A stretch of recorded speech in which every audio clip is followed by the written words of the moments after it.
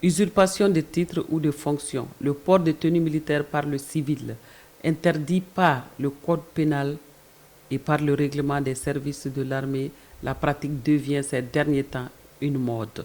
L'état-major général des armées, en raison de sécurité nationale, dans un communiqué en date du 30 avril 2023, veut l'application pure et simple des dispositions.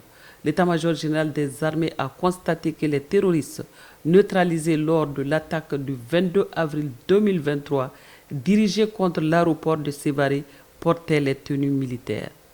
L'application de ces textes permet de mieux déjouer le nouveau plan des terroristes.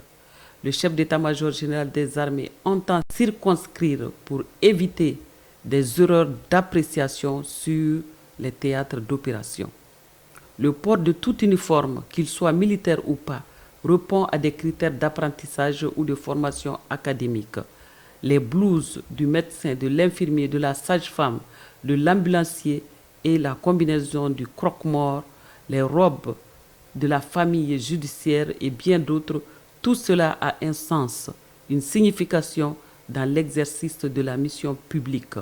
L'uniforme est alors l'identité d'une mission ou d'une profession que le public doit impérativement respecter.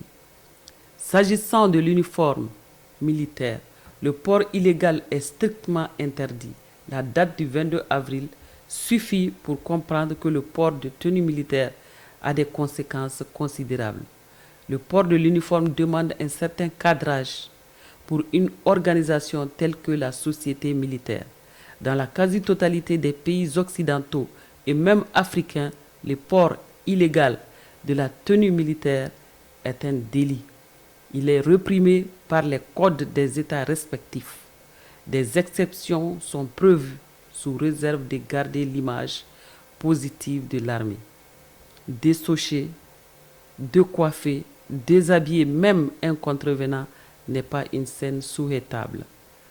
Une des aides précieuses aux FAMA, c'est la tenue des FAMA aux FAMA.